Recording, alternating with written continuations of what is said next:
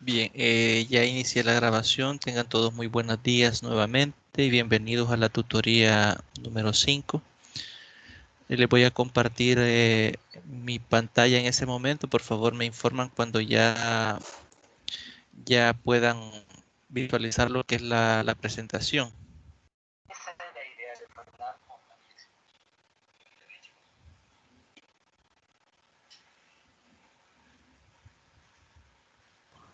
Philip, te visualizo. Ok, gracias. Bien, como saben, en el día de ahora tenemos lo que es la tutoría número 5 correspondiente al día sábado 19 de diciembre.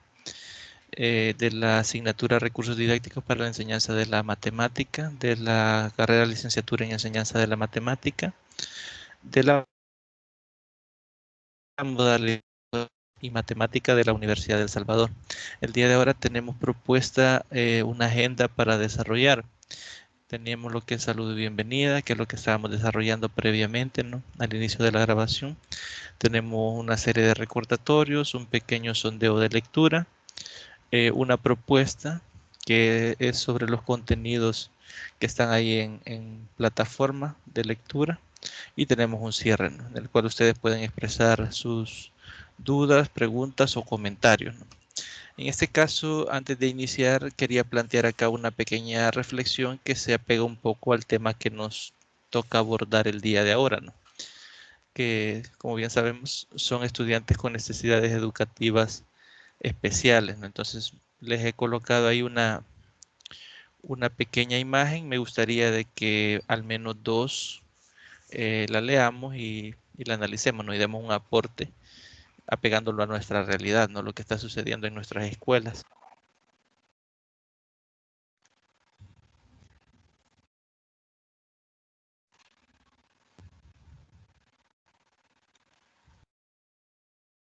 Buenos días, Lick. Sí, buenos días. Eh, lo que yo logro visualizar en las imágenes es que, pues sí, no importa en el contexto o la realidad que estemos, sino que la unión, trabajar en equipo y tener fuerza de voluntad hace grandes cosas para nuestro futuro y para la sociedad. Correcto.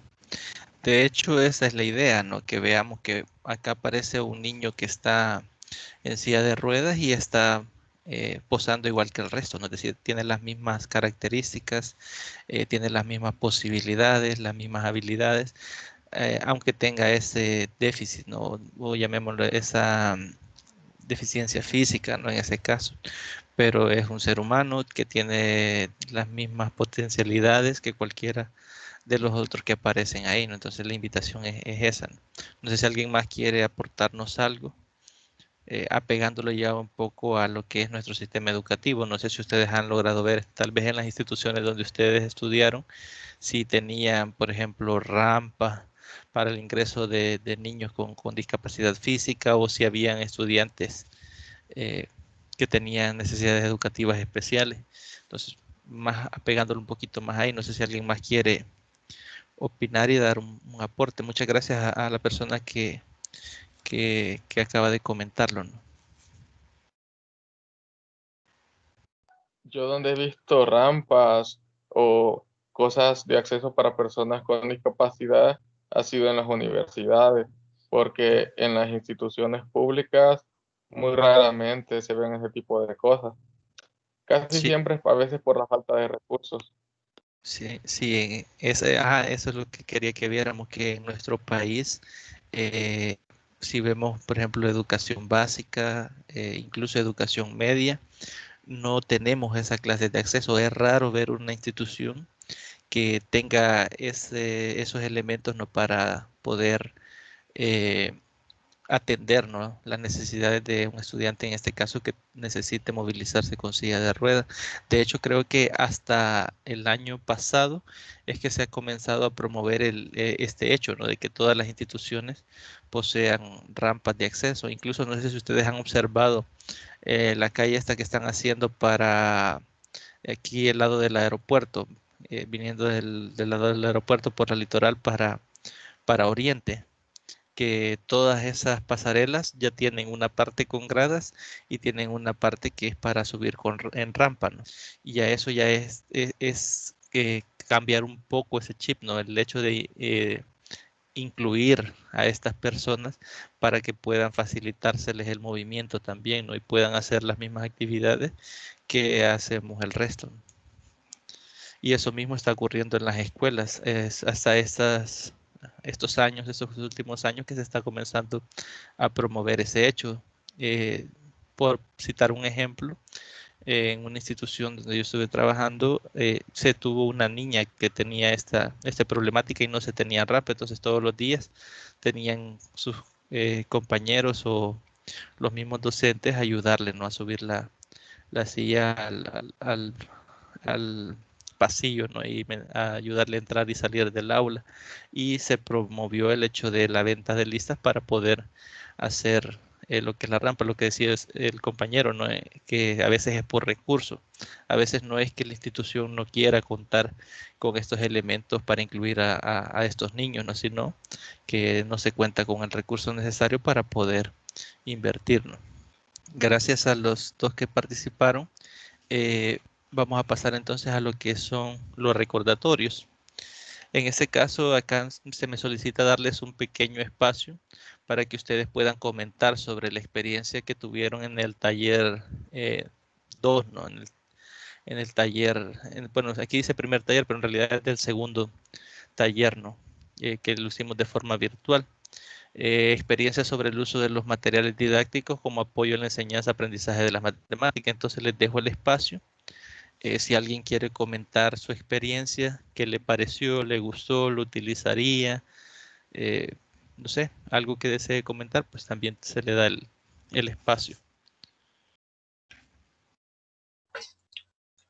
Hola, muy buenos días, Buenos licenciado y días. compañeros. Bueno, en lo personal sí me gustó mucho la forma de trabajar con los instrumentos, pues yo creía que íbamos siempre a trabajar con los instrumentos anteriormente, pero no. Desde un principio, del momento que entré y comencé a manejar el instrumento, dije yo, va a estar complicado, pero a medida lo fue utilizando y todo, vi que era más práctico y este instrumento pues, se podría utilizar de una forma más entretenida en una aula de enseñanza. Ya no llevarlo a un entorno físico, sino a un entorno más avanzado, para que los estudiantes vayan subiendo como de nivel, que comiencen con lo básico para que lleguen a este de más práctica. Y me gustó bastante esa forma. Gracias. Sí, de hecho, yo creía también que era el mismo, en el caso de las regletas, que era el mismo recurso, pero no, este incluso estaba más fácil de poderlo manipular y se asemejaba más al hecho de poderlo hacer palpable, ¿no? Es decir, de poderlo manipular físicamente, ¿no? Entonces, a veces los niños se acostumbran a que todo lo hacen mediante el teléfono, todo lo hacen mediante la computadora, todo es virtual. Entonces, tal vez pudiese ser que les llame la atención más utilizar el recurso de forma virtual que de forma física. Obviamente, si se tiene de forma física, se puede emplear, ¿no? De forma física, o si vemos que el estudiante se desinteresa y le interesa más estar frente a la computadora y tenemos el recurso en la institución, pues también pudiésemos utilizarlo, el mismo recurso, pero de forma virtual. Gracias por la participación. No sé si alguien más desea comentar algo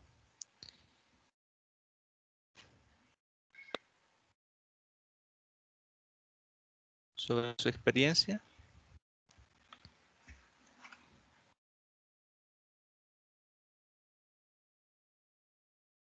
Bien. El segundo recordatorio es sobre el taller 3, que como saben lo tenemos el día de mañana, domingo 20 de diciembre. Lo tenemos en el mismo horario de 9 a 12, de 9 a 12 del mediodía, ¿no? 9 de la mañana a 12 del mediodía.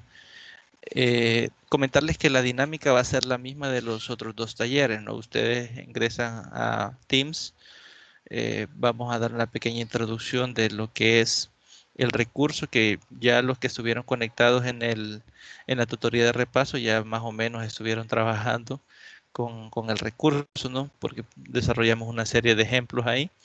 Entonces se va a plantear, ¿no?, cómo manipular el recurso. Si ustedes tienen alguna duda sobre algún problema, pues ahí yo voy a estar conectado en ese horario para solventarlo. Ustedes desarrollan su guía, que se va a aperturar en plataforma a las 9 de la mañana, como ha sido en los talleres anteriores, y van a disponer de todo el día para que puedan cargar las capturas de los ejercicios resueltos a la plataforma. En este caso, quizás mencionarles, ¿no?, que ya les califiqué lo que es esas imágenes que subieron del taller 2. Únicamente estoy pendiente de calificarles lo que es el guión de clase y las preguntas de tutoría 3, si no me equivoco. Todos los demás, bueno, a excepción del informe después del taller 1, que no se los he cargado aún al sistema, pero ya les envié las notas ahí a su correo, ¿no? Si ya revisaron, pues, y no hay ninguna duda, creo que ya pasaron los 3 días. Tal vez el día de ahora por la tarde me ponga a cargarle las notas, ya les va a aparecer ahí en plataforma.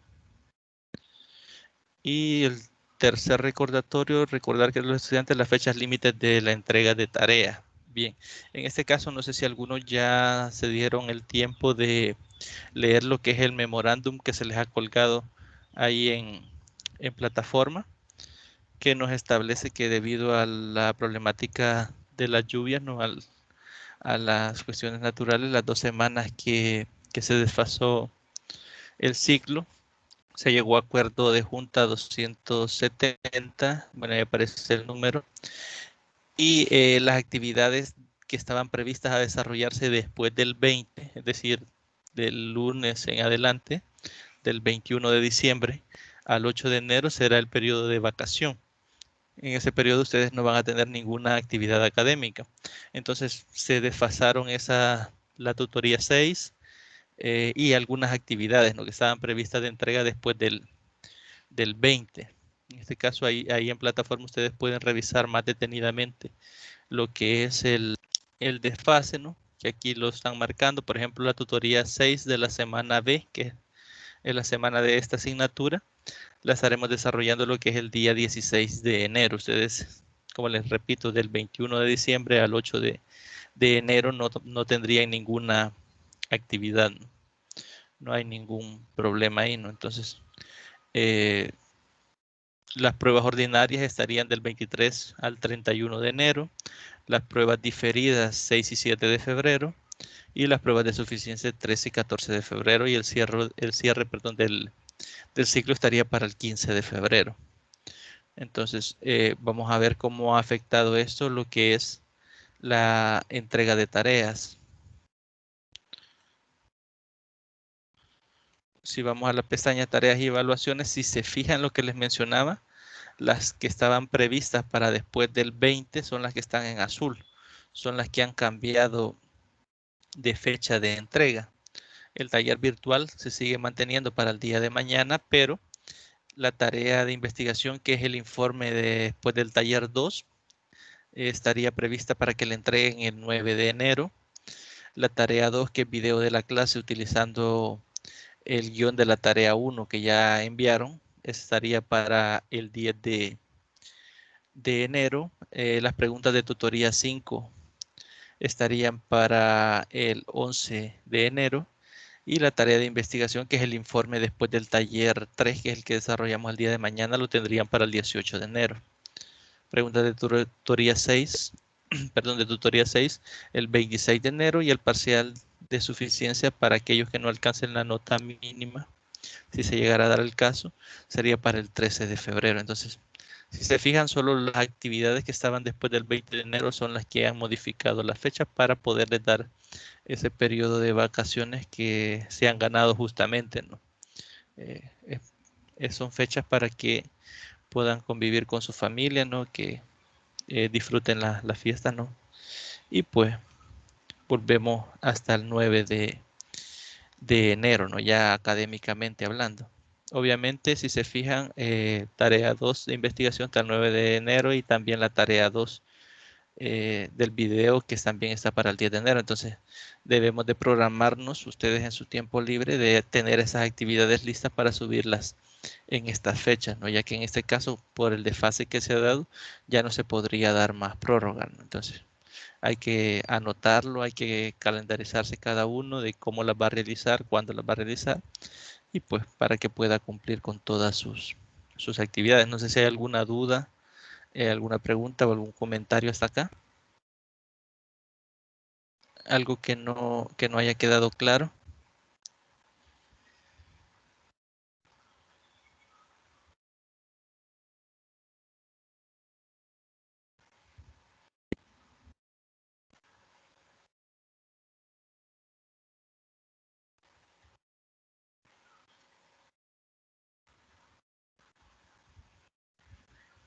Sí, las preguntas de la tutoría 5 al final de la tutoría del día de ahora se las voy a estar dictando.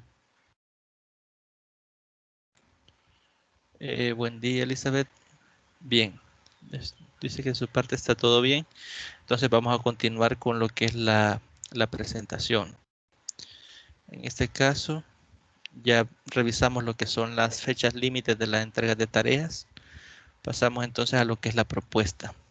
Si se fijan, el material nos habla al inicio de lo que son las necesidades educativas especiales, los estudiantes con necesidades educativas especiales. Entonces nos dice que en nuestro país la población de estudiantes con necesidades educativas especiales es diversa. ¿Qué quiere decir que sea diversa? Que hay estudiantes con necesidad educativa especial asociada a discapacidad auditiva, a discapacidad visual, discapacidad intelectual, discapacidad física, autismo, entre otras, ¿no? De igual forma, estudiantes con necesidades educativas especiales asociadas a otras condiciones, como dificultades de aprendizaje, que en este caso al final vamos a estar revisando, como es el déficit de atención, la población inmigrantes, que son esas poblaciones estudiantiles que van a otros países a formarse, que en este caso nuestro país no tiene esa posibilidad, ¿no? Porque nuestro sistema educativo y lo que se dice de nuestro sistema educativo no hace que otros estudiantes de otros países quieran venir a estudiar acá. Entonces, ese se da al revés, ¿no? Desde acá, las estudiantes se emigran, ¿no?, a otros países a estudiar, ¿no? En este caso, estudiantes también talentosos, por citar algunos, ¿no? Estos, como les menciono, los vamos a revisar, los vamos a visualizar más a detalle en la última parte de la presentación. Ahora bien, la inclusión de estudiantes con necesidades educativas especiales en el sistema formal de educación implica muchas capacitaciones para los docentes, ¿no? En aspectos como metodología, uso de las tecnologías, evaluación, planeamiento didáctico, etcétera, ¿no?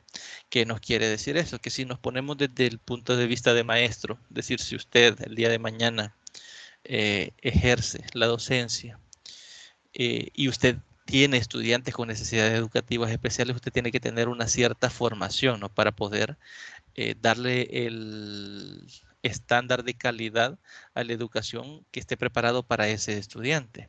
Por ejemplo, si tiene estudiantes con baja visión o estudiantes sordos y usted no sabe el lenguaje de señas salvadoreño para poderse comunicar con él, con un estudiante sordo, va a tener una gran dificultad. Entonces, parte de esas capacitaciones debe de ir orientado a esa metodología, es decir, el cómo enseñar, qué métodos utilizar para poder cumplir el hecho de que el estudiante aprenda.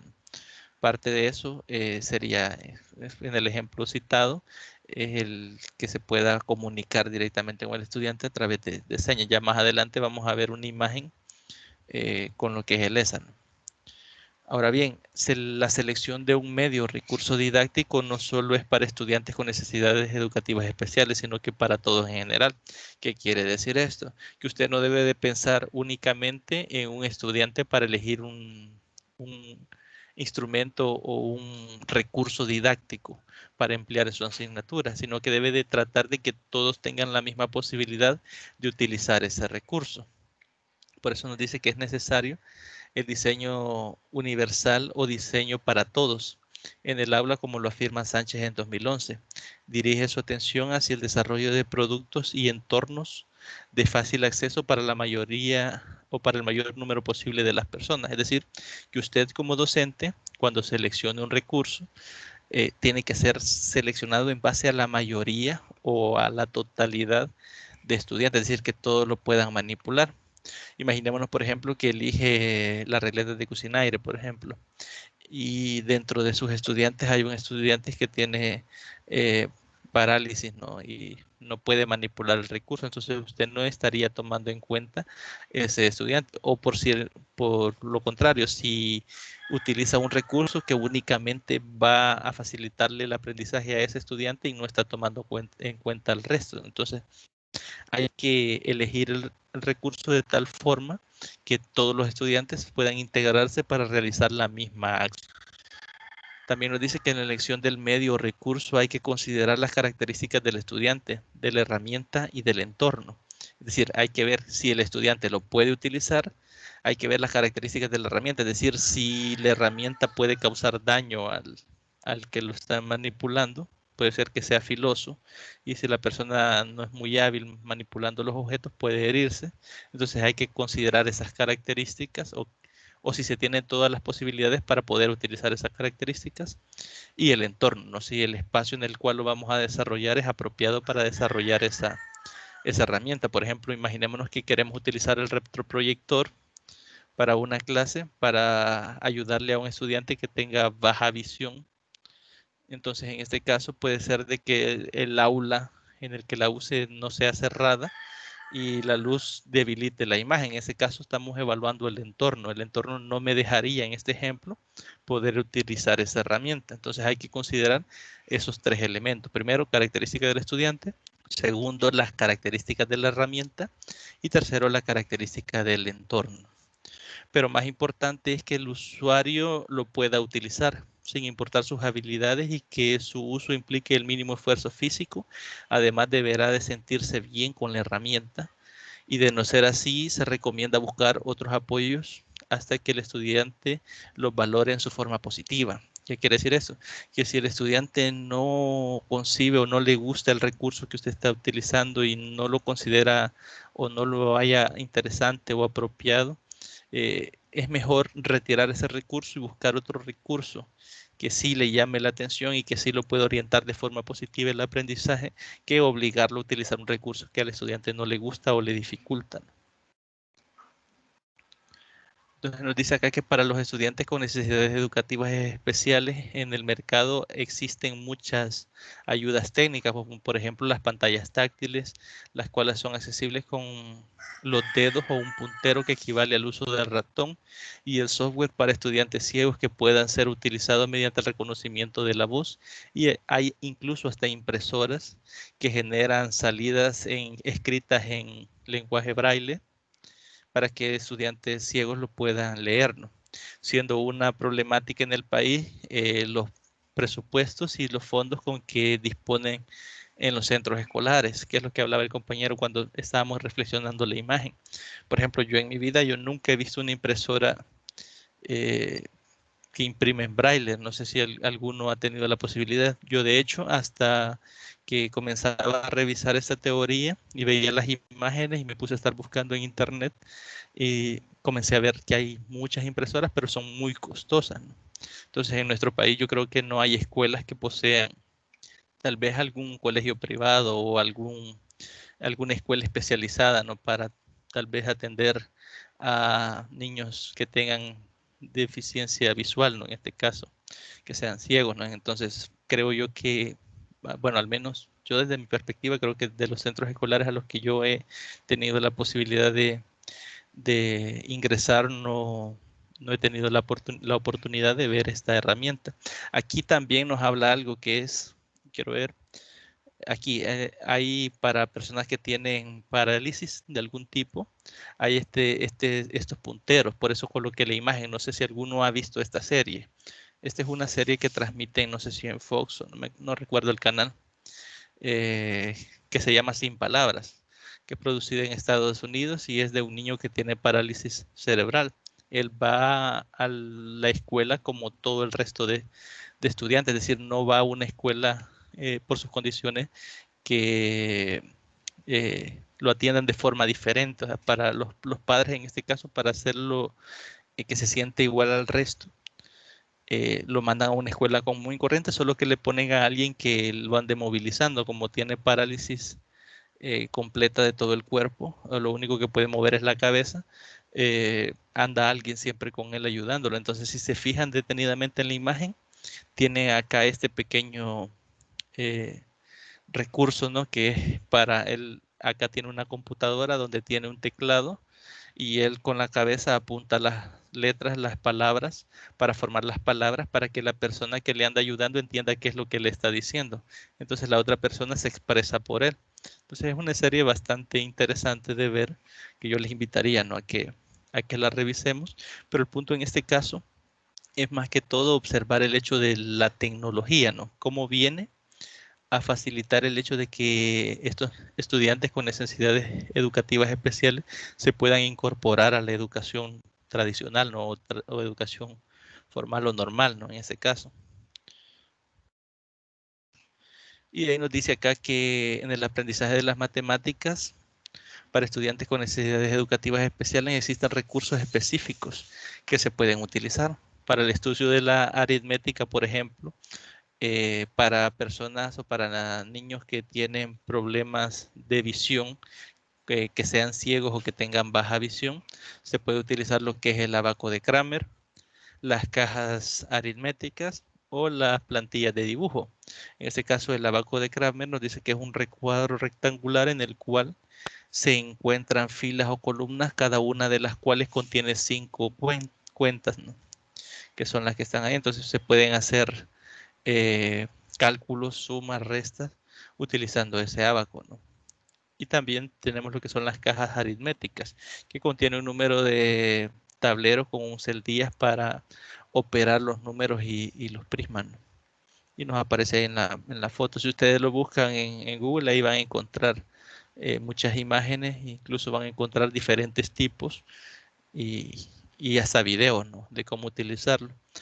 También tenemos lo que son las plantillas de dibujo, que estas permiten dibujar con un punzón, ¿no? Ellos lo pueden hacer mediante el punzón, simulando lo que es la escritura braille, en este caso. Para el estudio de la geometría se cuenta con, en este caso, polígonos troquelados, policubos y las torres rosas. En este caso, los polígonos troquelados que se ensamblan unos con otros, permitiendo formar poliedros. De esta forma, los estudiantes pueden palpar y contar sus caras. Quizás acá contarles una pequeña experiencia. Yo acostumbro a veces a comprar artículos desde China en una página que se llama AliExpress. Entonces, una cierta vez compramos con mi hermano era como un forro para un carro. Y dentro de eso, o sea, el vendedor dio como regalo, porque fue para las fechas del 11/11, una cajita. En esa cajita lo que venía eran esos polígonos troquelados. Entonces, como nosotros no sabíamos lo que eran, lo agarramos y empezamos a jugar con él, ¿no? A ver qué figuras se formaban. Y nosotros no le encontrábamos mucho sentido porque básicamente era solo mover las piezas, ¿no? Pero ya luego, tiempo después, me di cuenta o lo busqué y eran estos polígonos troquelados, ¿no? O sea, yo no le encontraba mucho sentido porque lo que se podía palpar y lo que yo veía era lo que yo ya conocía. Pero me imagino que para un estudiante ciego, alguien que nunca ha visto las figuras y puede palparlo como ellos perciben todo a través de las yemas de los dedos, pues les facilita un montón el análisis y el estudio de estos conceptos. Entonces, contarles la experiencia, porque a veces para nosotros es algo que pudiese ser un tanto insignificante, pero para personas que tienen o niños que tienen dificultades visuales o son ciegos, son unas herramientas o son unos recursos que les facilitan, ¿no? El estudio y poder aprender esos conceptos, ¿no? También tenemos lo que son los policubos, que son un conjunto de cubos congruentes que se pueden colorear de varias maneras y generan diversidad de formas espaciales, ¿no? Donde los estudiantes exploran, por ejemplo, conceptos como lo que es el volumen, pueden ser las áreas de las caras, etcétera, ¿no? También tenemos lo que son las torres rosas, que son cubos de madera de diferentes tamaños y que permiten al estudiante el estudio de conceptos de mayor y menor. Es decir, como las barritas son de diferentes tamaños, ellos pueden identificar cuál es más grande que otra, cuál es mayor que otra en cuanto a volumen, ¿no? Entonces, permite estudiar estos conceptos utilizando estas tablas rosas, ¿no? O torres rosas. Ahora bien, mediante los medios y recursos para estudiantes con necesidades educativas especiales asociadas a discapacidad, primero tendríamos que definir qué es una discapacidad. Entonces, por eso dice que es importante señalar que según Martin en 2011, existen diferentes tipos de deficiencias que producen a su vez diversas discapacidades en los individuos, dependiendo del área en que se ubique la lesión o se manifieste la discapacidad. Por ejemplo, antes de esto, si nos ponemos a pensar, ¿serán las mismas necesidades para un estudiante ciego que para un estudiante sordo? No, ¿verdad? Es decir, si nosotros nos enfocáramos en que la necesidad tiene una característica específica, sería muy fácil poder solventar esa característica específica. El problema es en este caso que existen diferentes deficiencias, ¿no? O necesidades educativas especiales de estos estudiantes que tienen algún padecimiento, ¿no? Entonces, por eso es que hay que como englobar en categorías, ¿no? En este caso, vamos a establecer 3 categorías. Dice acá que el interés de identificar cuáles son las deficiencias o qué producen esas deficiencias no es el interés del capítulo que estamos revisando, sino más bien que el lector tenga presente, como lo afirma Martin en 2011, que las etiquetas con las que la sociedad hace referencia a este tipo de estudiantes, por lo general, invalidan a la persona, centrando su atención en la discapacidad y no en sus potencialidades. ¿Qué quiere decir esto? Que muchas veces nosotros etiquetamos, por ejemplo, decimos, este niño no aprende porque es autista, por ejemplo, y ahí le estamos colocando una etiqueta que no tiene capacidades por ser autista, entonces estamos invalidando al individuo, es decir, al niño, en este caso, cuando no, nosotros como docentes tendríamos que centrarnos en cómo darle las herramientas a ese niño para potenciar sus habilidades, ¿no? Y no invalidarlo como lo hacemos cuando establecemos una etiqueta. Entonces hay que tener bastante cuidado en no etiquetar a las personas.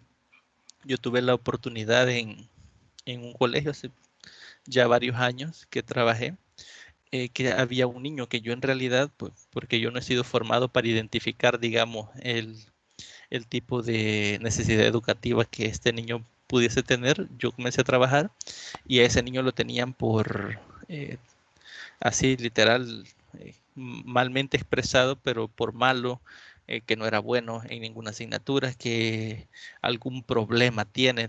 Incluso de voz de muchos docentes se escuchaban esas frases, no, ese niño debería de estar en otra institución que especializada, no acá, porque tiene muchas deficiencias. Y entonces yo recuerdo que empecé a tratarlo y sí, al niño le costaba. El niño en matemática tenía dificultades, digamos, enormes, ¿no? Por diversas razones, ¿no? Pero él, o sea, se veía normal, ¿no? O sea, él no se le notaba ningún problema, él se relacionaba con sus compañeros, o sea, él conversaba, no tenía dificultades, solo que era un poco callado y un poco tímido, ¿no?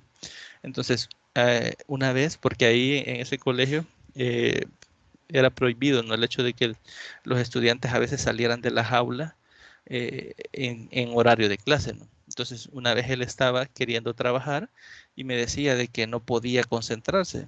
Entonces, que si podía salir afuera, sentarse afuera del aula. Entonces, yo le dije que sí, porque eh, a mí lo que me interesaba es que intentara trabajar o que intentara resolver los ejercicios, no donde los resolvía.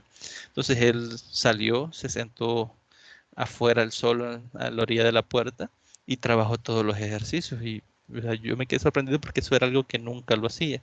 Entonces, al final llegaron, bueno, pasó una cuestión ahí que me llamaron la atención por dejarlo que saliera a trabajar ahí y yo exponía el caso que él en realidad afuera trabajaba, o sea, trabajando solo eh, resolvía los problemas y lo hacía bien. Entonces, eh, para mí era de interés el hecho de tenerlo ahí, pues si él quería estar ahí, trabajar ahí afuera solo, daba mejor resultado que si lo mantenía sentado adentro. Entonces, pasó una serie de problemas, ¿no? Que como cada institución tiene sus políticas, pero el punto acá es que a veces desconocemos y nosotros no tenemos esa capacidad de identificar cuál es la discapacidad o la necesidad educativa que el estudiante tiene.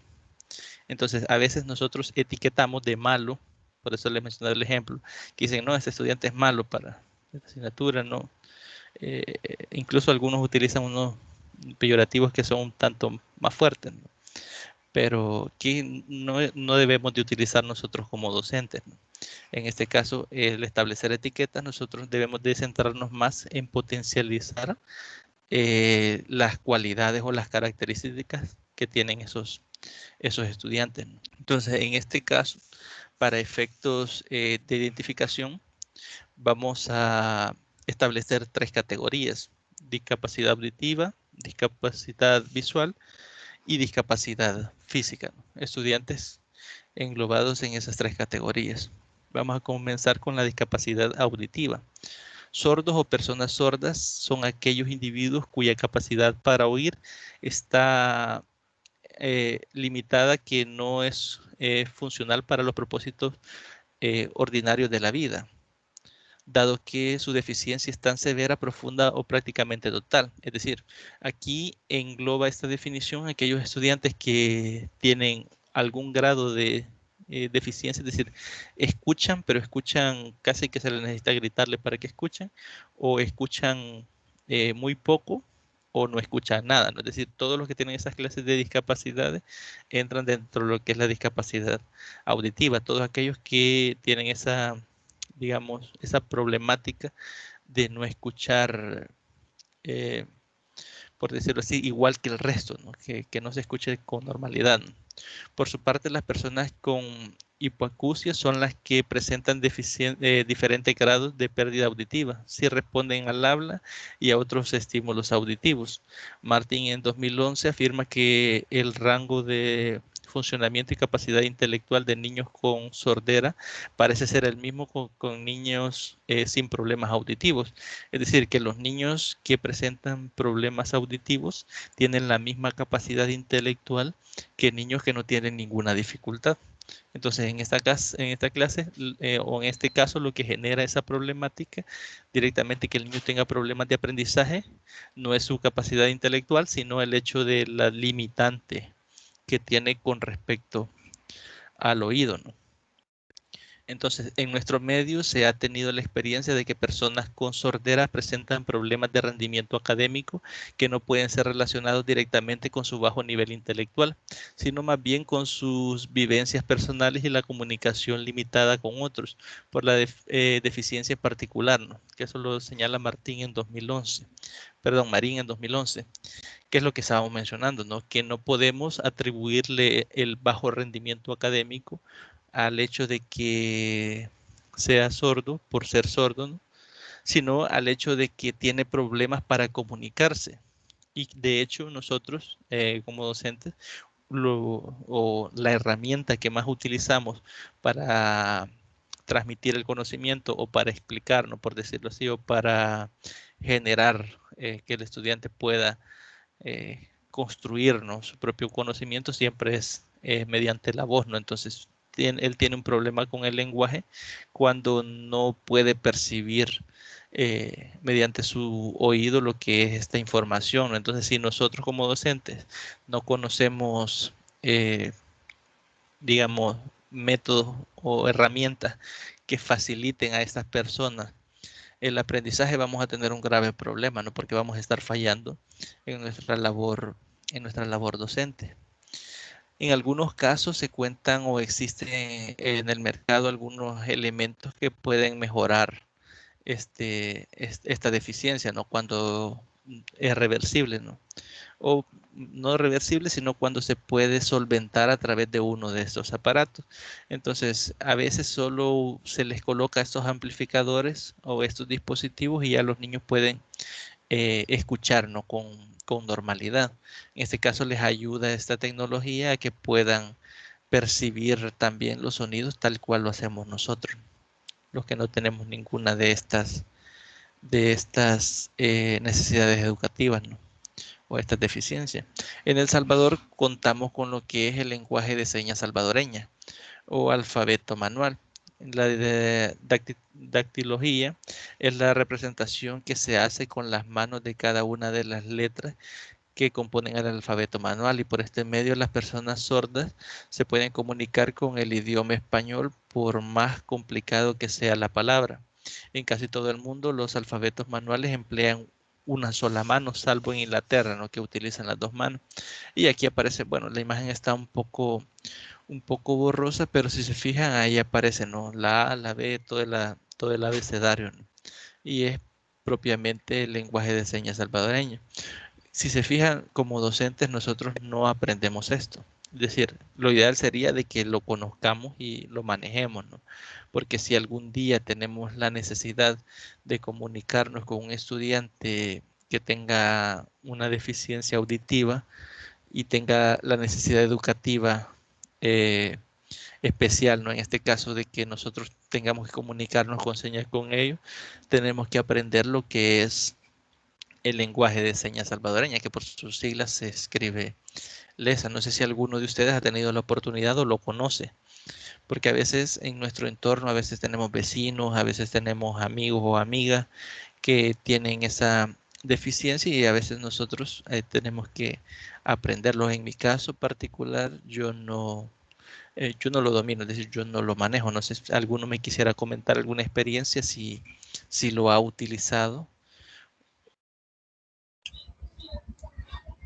Bueno, licenciado, en cuanto a esto, pues tengo un hermano yo que va al grado de sexto grado, está sacando actual, y a él, a todos los niños de su grado, el maestro les dejó que se aprendieran revés y derecho, todos los signos que se forman con las manos, ese alfabeto. Entonces ellos se los tuvieron que aprender y ahí lo andaban practicando. Y me gustaba mucho la forma porque, bueno, que desde pequeños, ya de un grado menor, les comiencen a incentivar eso, para que ellos vayan teniendo una mejor idea de adaptarse a cualquier situación. Sí, de hecho es bastante interesante lo que comenta, porque muchas veces, poniéndonos desde el punto de vista del docente, ¿no? Muchas veces el docente considera eso una carga y evita relacionarse o hacer algo al respecto. En ese caso, lo que usted menciona es un muy buen gesto de parte del docente, ¿no? El fomentar, ¿no?, la inclusión para poder, en este caso, agregar a este estudiante al grupo, ¿no? Porque si se pueden comunicar entre ellos, le facilitan más el hecho de que pueda aprender, ¿no? Porque si el docente tal vez en alguna asignatura o en un futuro otro docente no maneja este lenguaje, ¿no?, el lenguaje de señas, puede ser que sus compañeros le expliquen a través de señas, ¿no? Entonces, es bastante interesante la experiencia que nos comenta y es bastante gratificante quizás enterarnos de esa clase de acciones, ¿no?, que lo que buscan, como dice usted, en grados menores es incluirnos a estudiantes que tienen necesidades educativas especiales. Bien, volvemos a la presentación.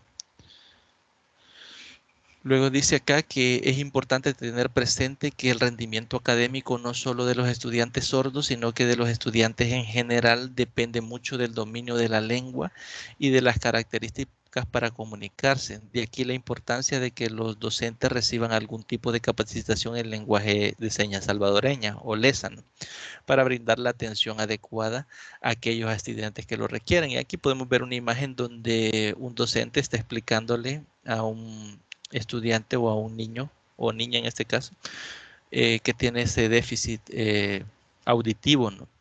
Entonces, si nos fijamos, el docente está manejando, ¿no?, lo que es, porque muchas veces no, tal vez no es el lenguaje, es decir, no es que nos aprendamos todo el abecedario, pero sí mediante gestos, mediante estímulos visuales, se puede dar a entender, ¿no? Obviamente, lo ideal sería de que todos los docentes nos capacitemos, ¿no?, en el lenguaje de señas salvadoreño, ¿no?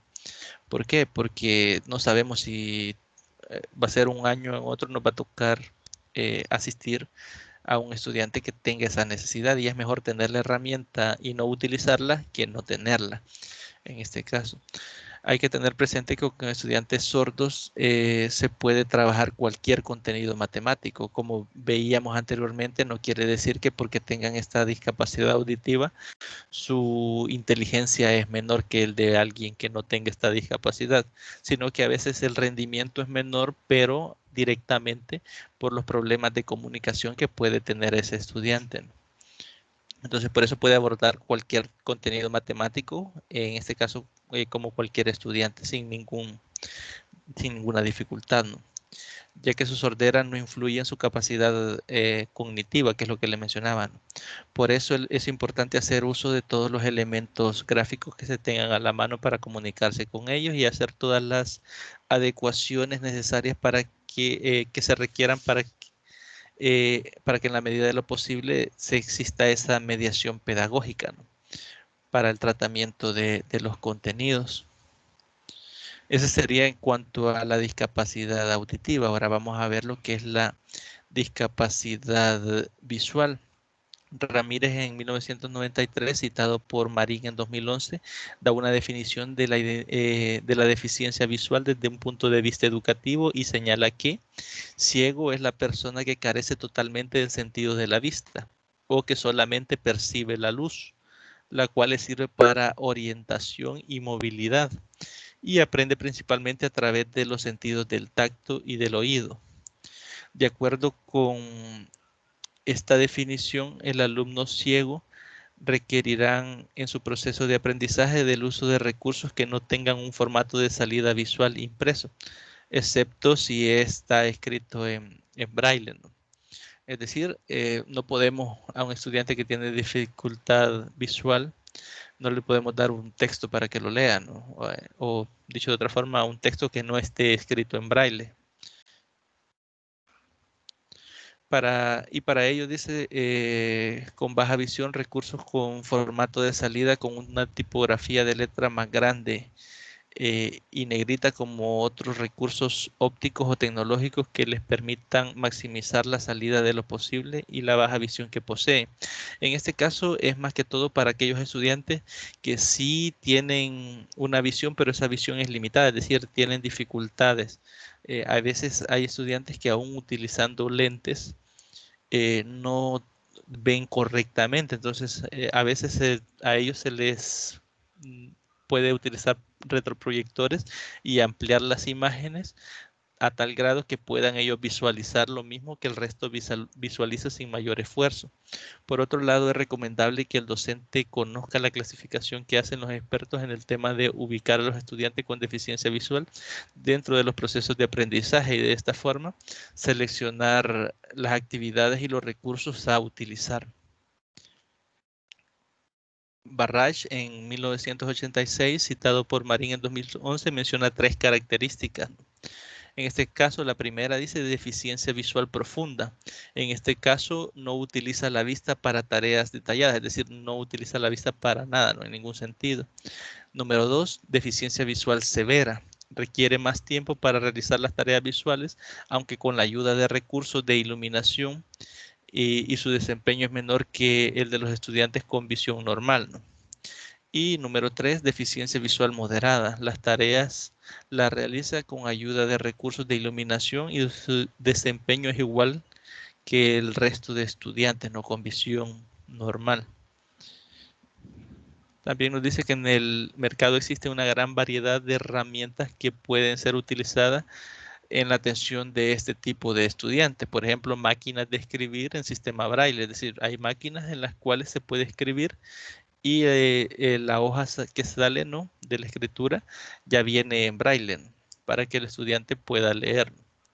Calculadoras parlantes, donde el estudiante, las teclas tienen un relieve en braille y el estudiante toca las teclas, lee las teclas mediante las yemas de los dedos, y al presionar la tecla, mediante audio le dice que el tecla tocó, ¿no?, para que puedan realizar operaciones utilizando calculadora, ¿no?, suma, resta, multiplicación, división, pero la salida en este caso es mediante audio, ¿no?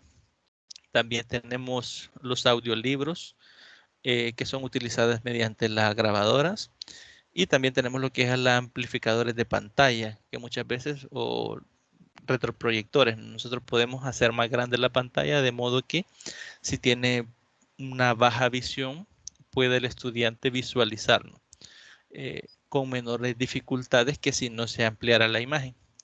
Materiales concretos como polígonos, que es similar a los que planteábamos al inicio, que son mediante el tacto, ¿no? El estudiante mediante, por ejemplo, el policubo, puede tocar, puede contar las caras, puede contar las aristas, puede identificar su forma únicamente mediante el tacto.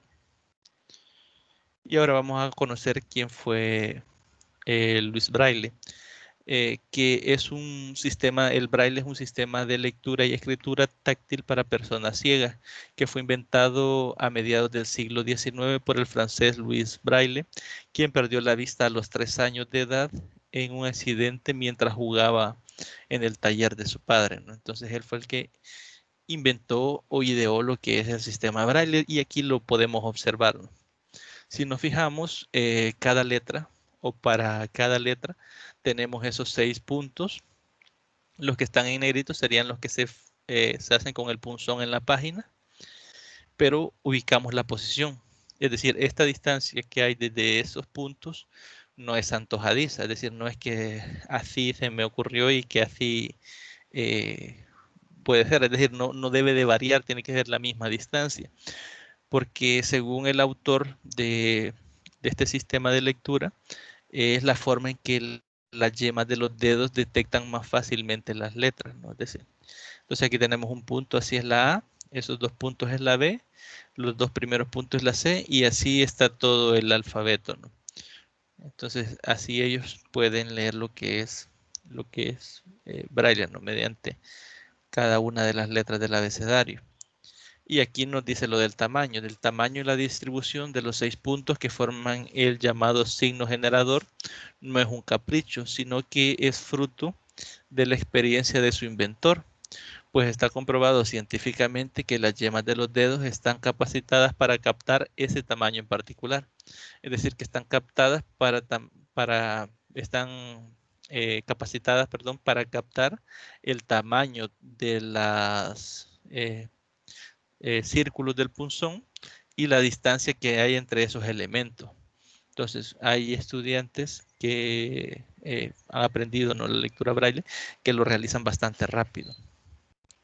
Y es por esa razón. Ahora bien, tenemos acá unas pequeñas máquinas de escribir en braille, que en este caso nos dice que la máquina de escribir braille contiene 6 teclas, una para cada una de los puntos de la regleta generadora que veíamos anteriormente, un espaciador, una tecla para el retroceso y otra para cambiar de línea.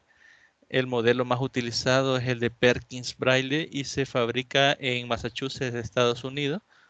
Y nos dice que también las teclas pueden usarse cada una por separado o bien simultáneamente. ¿Qué nos quiere decir esto? Puede ser que, como ya veíamos, que hay letras que necesitan 3 puntos y cada uno de esos puntos es asignado por una de esas palanquitas que están allá. Puede ser que la persona presione primero un punto, retroceda, luego presione otro punto, vuelva a retroceder y presione otra vez el punto para hacer una letra. O puede que presione las 3 teclas que generan esa letra de forma simultánea. Entonces, en este caso, la máquina de escribir se puede utilizar así punto por punto o puede utilizarla aplicando letra por letra, ¿no?, que sería bajar las 3 palancas que generan cada uno de las letras que vimos anteriormente. Cada una de las teclas se debe pulsar con un dedo determinado de tal forma que la escritura se realiza con el máximo de rapidez y el mínimo de esfuerzo posible. También contamos con lo que son las impresoras braille, ¿no?, que la impresora es un dispositivo electrónico que permite imprimir desde cualquier computadora textos e imágenes simples en papel y otros soportes parecidos de la misma manera en que se hace con la regleta y el punzón, ¿no? Si analizamos la figura que tenemos abajo, nos vamos a dar cuenta que tiene una acá apertura, que es donde entra el papel, al igual que las impresoras tradicionales. También tiene una bandeja de salida y lo que genera es estas laminitas de acá, donde ya traen las letras con los puntos, ¿no? Ya viene en método braille para que el estudiante lo pueda leer. Obviamente estas impresoras tienen un alto costo, como les mencionaba al inicio.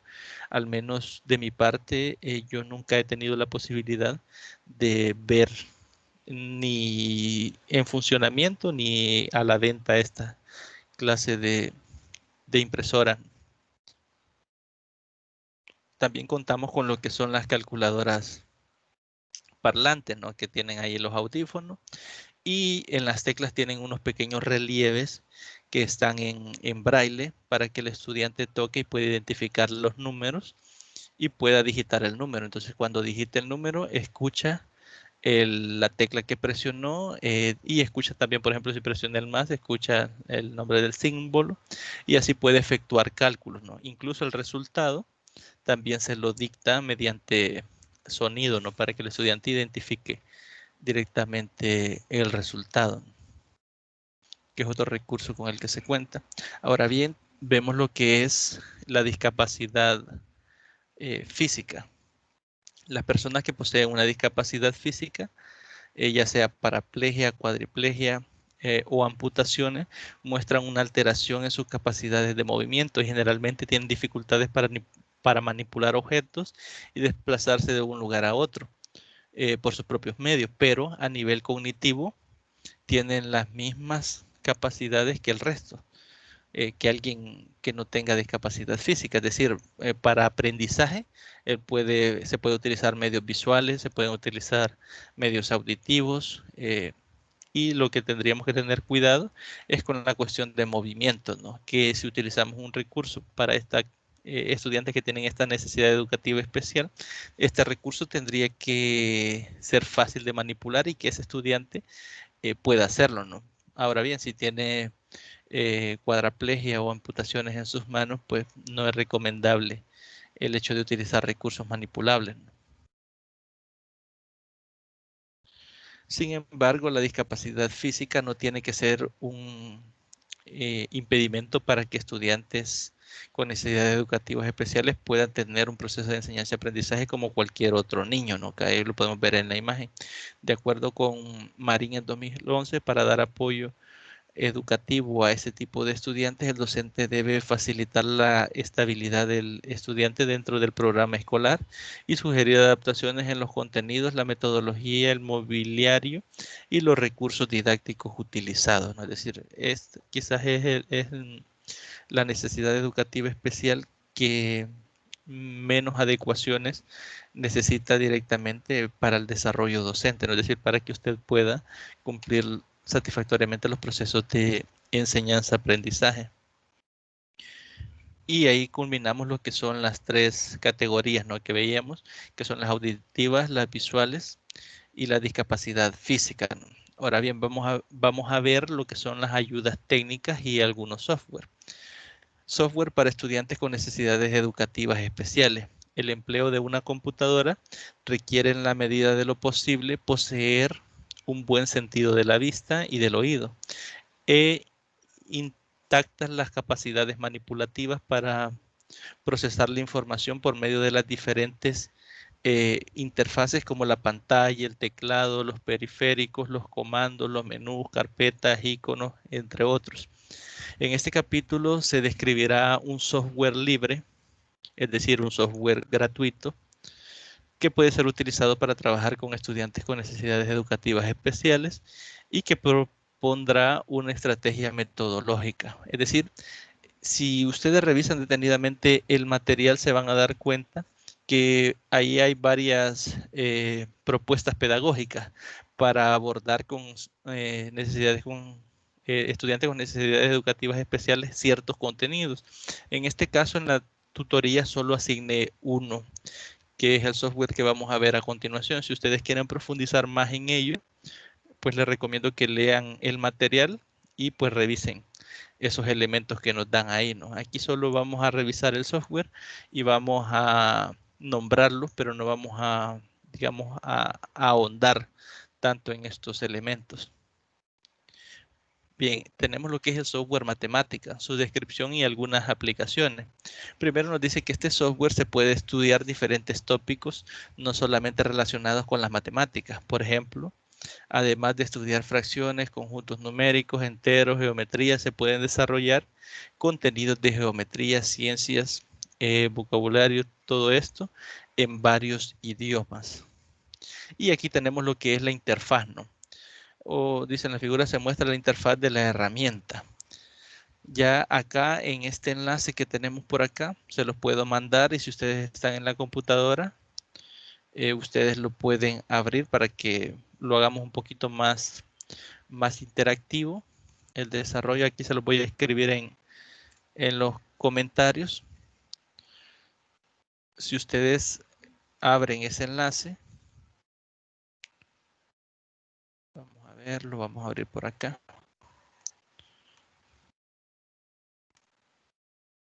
Se van a dar cuenta que nos redirecciona de una sola vez al software, ¿no? Que como decíamos, este es un software de uso libre o de uso gratuito. Si vamos y damos clic, por ejemplo, en lo que es, vamos a ver, álgebra. Damos clic en álgebra, nos aparece una pequeña pantallita y si comenzamos a revisar, nos pone un ejercicio. En este caso, y igual a 2x más 4, por ejemplo. Y nos dice que resuelve o que resuelva cuando x vale 1. Entonces el niño debe decir si x igual a 1, 1 por 2 es 2, más 4 es 6. Entonces el niño coloca 6 acá y le damos acá en OK. Si nos vamos acá al lado derecho, aquí nos da lo acertado. Como la respuesta en el ejercicio 1 que acabo de ingresar era correcta, me aparece si el niño se equivoca, puede ir viendo, ¿no? Aquí aparece 0 porque no nos hemos equivocado. Vamos a equivocarnos acá a propósito. Vamos a decir que 4 por 4 menos 10, por ejemplo, para que veamos eso.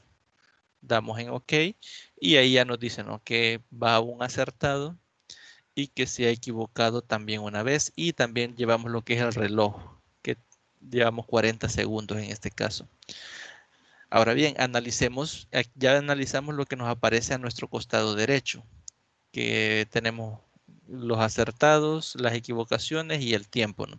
Si damos clic en la tecla matemática, lo que hace es que nos manda directamente a la pantalla de inicio, ¿no? Si se fijan, ya di clic y me manda nuevamente a lo que es la interfaz, ¿no? Y aquí podemos ver que podemos seleccionar aritmética, comparar cantidades, medias en ese caso, potencias, factores, álgebra, cálculo, identificar, aritmética, comparar, medias. Bueno, esto ya sería con fracciones. Lo de la izquierda es con enteros, aquí con fracciones. Aquí tenemos conceptos, aquí tenemos geometría, tenemos triángulos, figuras, ángulos. En la parte de abajo tenemos vocabulario, ¿no?, que en este caso puede ser en español, ¿no? Es decir, no es un software únicamente que podemos utilizar en matemáticas, lo podemos utilizar en otras asignaturas, ¿no? En ciencia, por ejemplo, ¿no?, células, anatomías, elementos, conversación, etcétera. Bien, volvemos a la otra interfaz. Damos clic en álgebra y volvemos acá. Si se fijan, ya se borró lo de acertados y equivocados porque estamos iniciando una nueva sesión en álgebra. Ya vimos que si damos en matemática, nos vuelve a la pantalla de inicio. Si aquí, por ejemplo, yo voy a equivocarme nuevamente, voy a colocar que la respuesta es 3, por ejemplo. Acá, si se fijan, al momento en que yo mando la primera respuesta, comienza a contar el tiempo. Si yo le doy en reiniciar, se borra todo. Y nuevamente, si se fijan, el tiempo acá no está corriendo, el tiempo comienza a correr desde el momento en que el estudiante ingresa una respuesta y le da OK. Ahí comienza a correr el tiempo.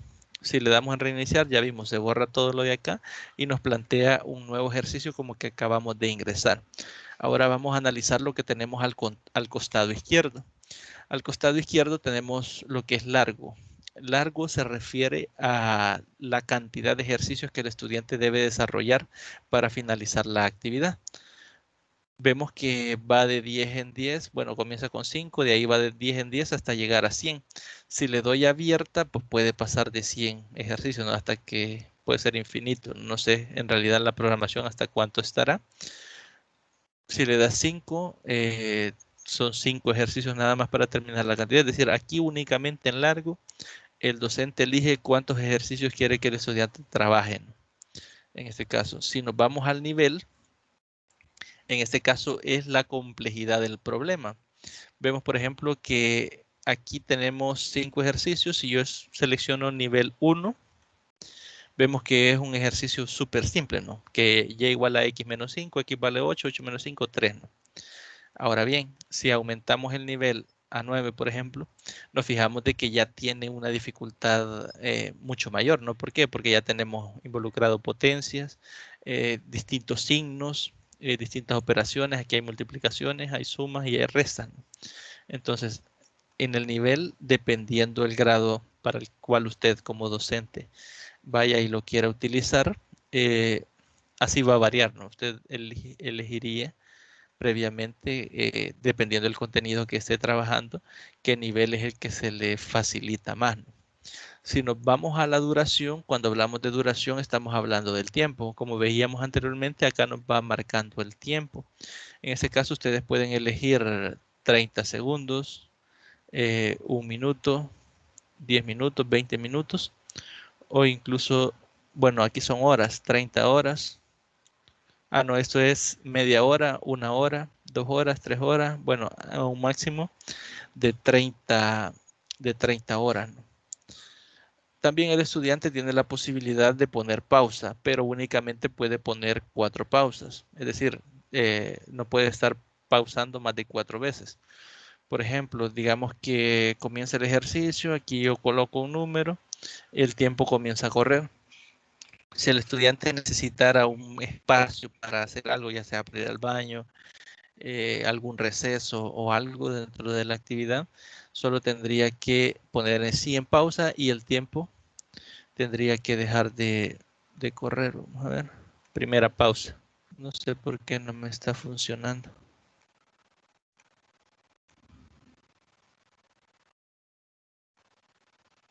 Hoy que lo probé, bueno, ayer que lo probé sí funcionaba, no sé en este momento la verdad por qué no funciona.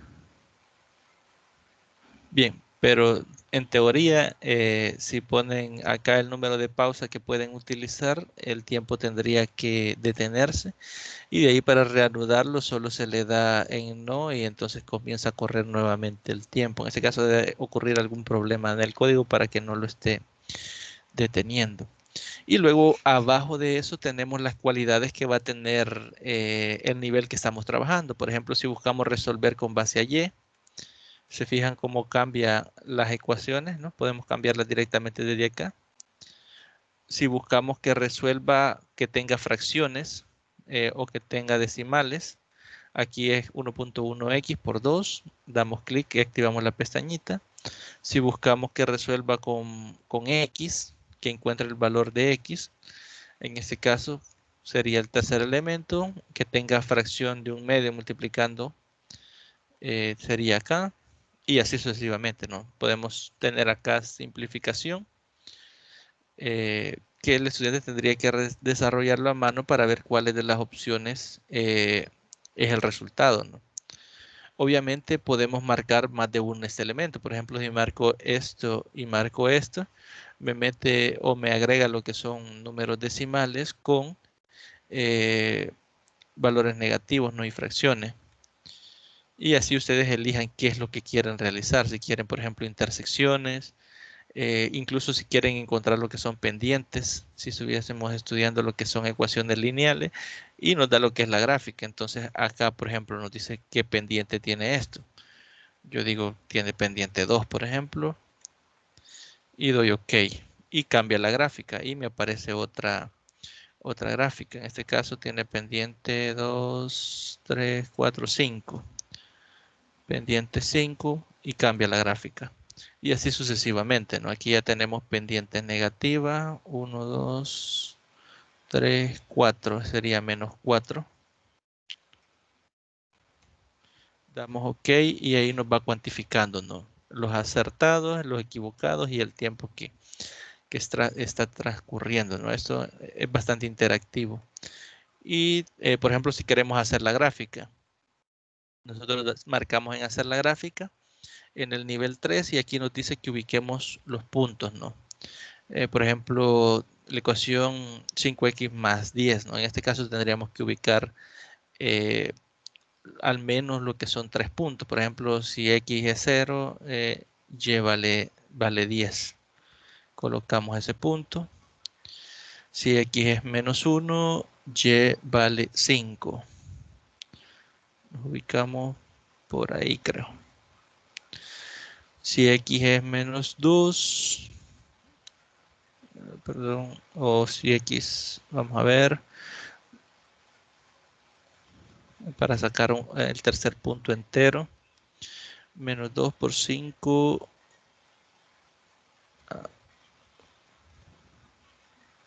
vamos a ver, menos 2 por 5 es menos 10, 10 es 0, menos 10,0. Bueno, ahí me equivoqué entonces con la ubicación de un punto. 0,10. Cuando es menos 1 es 5. Creo que 5. Ah, no, es que 5 positivo, ahí fue el error. 5, estamos ubicándonos acá. Y cuando x es menos 2, entonces tenemos el de 0. Y ahí nos genera lo que es la línea, ¿no? Confirmando de que lo hicimos correctamente. Y si se fijan, ahí aumentando el nivel cambia las dificultades. Ya aquí nos aparecen ecuaciones cuadráticas, por ejemplo en el nivel 8, en el nivel 10. Ya nos mezcla negativos y siempre siendo cuadrática. Y nos pide que nosotros ubiquemos al menos 3 puntos por donde pase lo que es la gráfica, ¿no? Entonces, ahí estaría. Aquí podemos ver, por ejemplo, lo que son parábolas, relaciones de mayor a menor, otra clase de fórmulas. No sé si tienen alguna duda con respecto a esta herramienta, pues pueden expresarlo en este momento. Ya creo que hicimos una descripción un tanto superficial, pero creo yo que significativa sobre lo que es este software libre. No sé si alguien quiere o lo ha revisado, se los colgué ahí en la plataforma aquí en Teams para que ustedes puedan ingresar y puedan interactuar directamente con la herramienta o con, en este caso, con el software libre.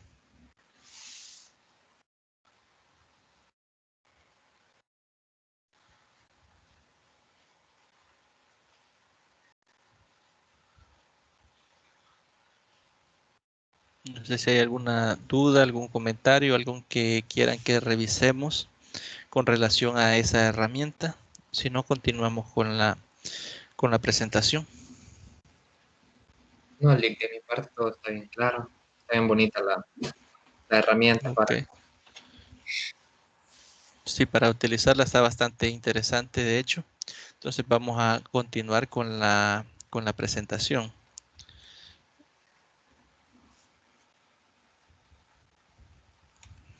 Bien, si se fijan acá lo que teníamos era la interfaz, ¿no? Luego aquí lo que seguía era la explicación, ¿no? De los largo, que es el número de ejercicios, nivel, que es la complejidad del problema, duración, que es el tiempo que establecemos para que se desarrollen los problemas, y el estudiante que tiene derecho o la aplicación le da la posibilidad de generar hasta 4 pausas, ¿no? Que era lo que les estaba mencionando. También el hecho de que se pueden estudiar diversos temas, ¿no? Aumentando el nivel, se aumenta la complejidad de la problemática, que es lo que les mencionaba. Y podemos, por ejemplo, estudiar ecuaciones lineales, como veíamos, líneas rectas, gráficos de líneas rectas, pendientes, ecuaciones cuadráticas, un sinfín de variedades, ¿no? Entonces, eso era en cuanto a la descripción del recurso. Ahora en el material nos da una propuesta didáctica para que la utilicemos, ¿no? Nos plantea aquí un caso, ¿no? Nos dice, el objetivo es estudiar las propiedades de la gráfica de una función cuadrática. El contenido es gráfica de la función cuadrática y la descripción de la situación de aprendizaje es la siguiente. Supongamos que en su clase Fernanda es una estudiante que tiene baja visión y va a estudiar junto con sus compañeros las propiedades de la gráfica de la función cuadrática. Considere también que su aula cuenta con franelógrafo, un amplificador de pantalla, un teclado para estudiantes con baja visión y el software descrito en el apartado anterior. Es decir, contamos con este software, ¿no? Con el software libre, aparte del franelógrafo y un amplificador de pantalla. Entonces, retomando lo que veíamos anteriormente en la propuesta didáctica, con el uso de franelógrafo, se les solicitaría a los estudiantes que construyan la gráfica de la función x cuadrado menos 2x más 1, por ejemplo.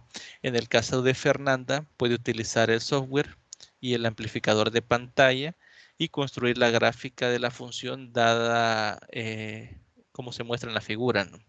Es decir, a ella, como tiene problemas de visión, le asignamos lo que es el amplificador de pantalla y el hecho de poder utilizar el software para que pueda graficar la función x cuadrada menos 2x más 1, ¿no? Hacer exactamente la misma actividad que están haciendo sus compañeros, pero utilizando un recurso que le facilite el hecho de poder hacer la misma actividad. Si la institución no contara con este recurso, entonces Sofía puede trabajar con el franelógrafo y estudiar las propiedades de la gráfica de la misma manera como lo hace el resto de sus compañeros. En el caso en que no se tenga el recurso, lo puede hacer mediante el tacto, utilizando o ayudándose del tacto, utilizando lo que son los franelógrafos, ¿no?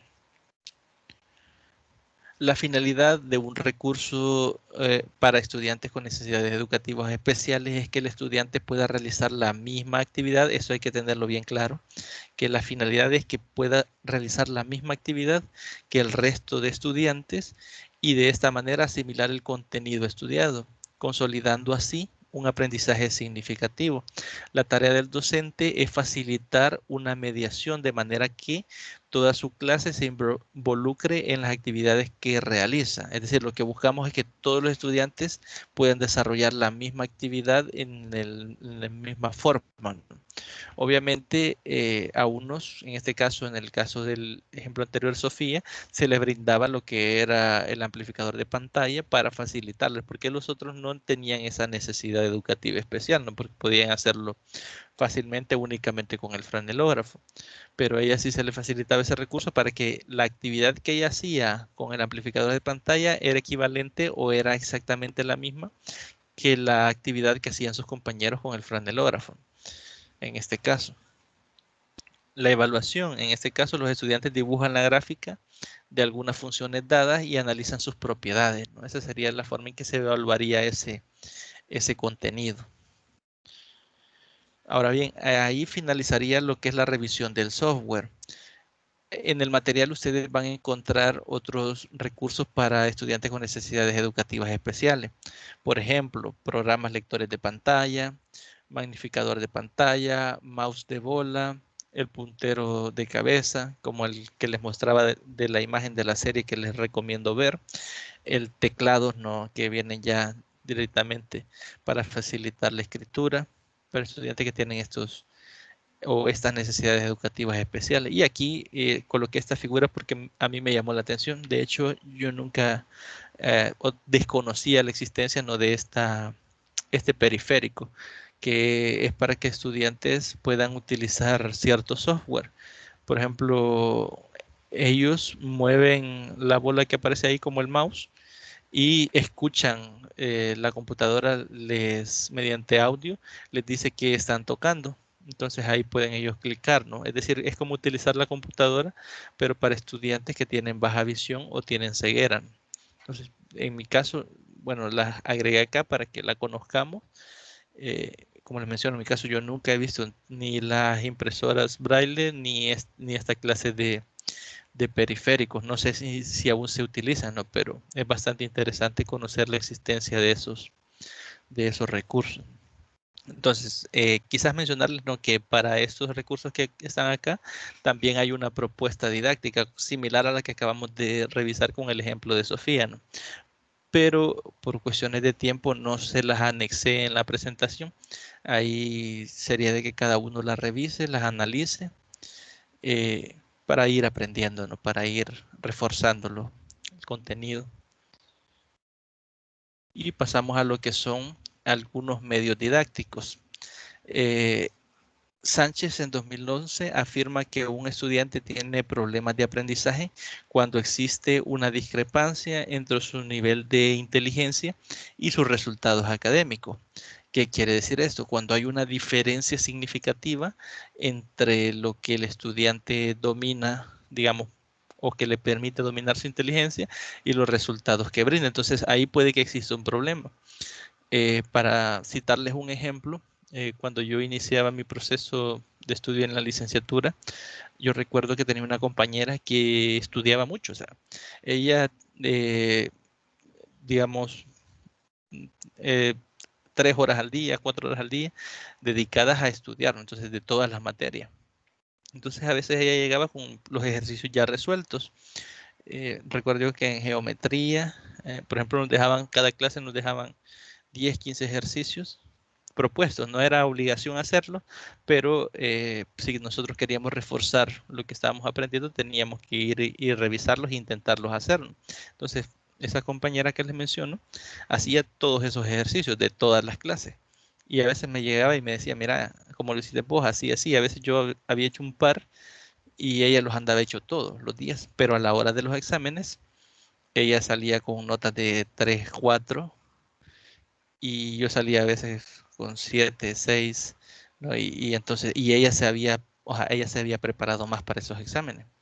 Entonces, y cuando íbamos y revisábamos los ejercicios que ella había hecho, porque ella pensaba que era que los hacía mal, y cuando revisábamos los ejercicios que había hecho, los hacía de forma correcta, pero cuando se sometía al examen los hacía de otra forma. Entonces, había una discrepancia en ese caso entre lo que ella en realidad sabía y lo que plasmaba en los exámenes, lo que el resultado académico, en este caso medido mediante un test, un examen, arrojaba, ¿no?